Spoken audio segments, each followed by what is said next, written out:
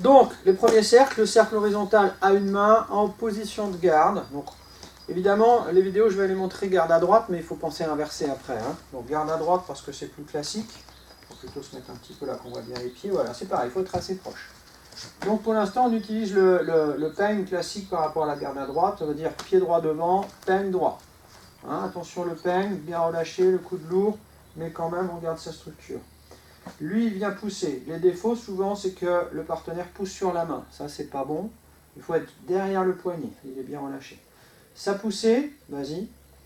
Je vais vraiment laisser couler le peigne pour venir carrément jusqu'à la poitrine. C'est-à-dire que mon absorption, là, vas-y, c'est un lu, hein, je pourrais la faire d'ici.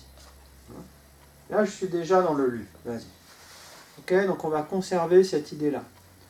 Ça veut dire que pour vraiment laisser couler le yin, plutôt que de résister trop ici, je vais venir accepter le contact. Hamsom papé, il pousse encore un petit peu, et là, voilà. Si je l'emmenais là, j'ai juste à, évidemment, libérer le quoi. Donc, je ne vais pas aller jusque là, moi je vais retourner ma main, donc il vient doucement. Tac, voilà, c'est suffisant. Ici, je retourne ma main, et lui me présente un beau peigne. Donc il y a vraiment cette phase-là.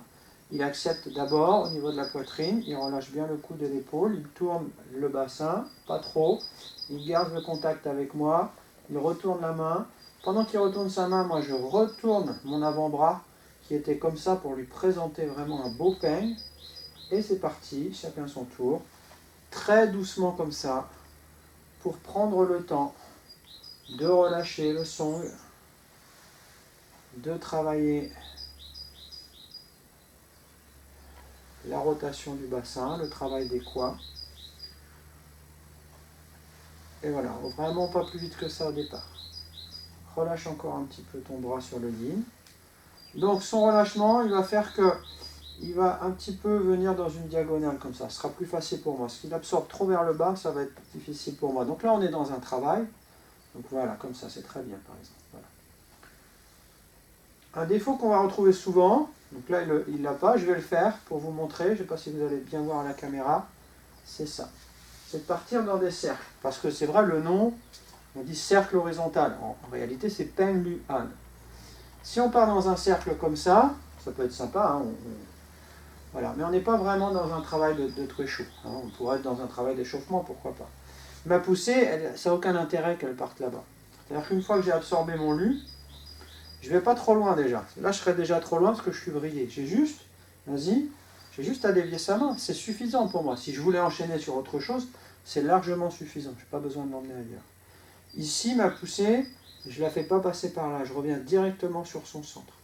Et ça va être beaucoup plus facile pour lui de travailler. Donc ici, pas le défaut de faire ce demi-cercle là, mais tout de suite ici.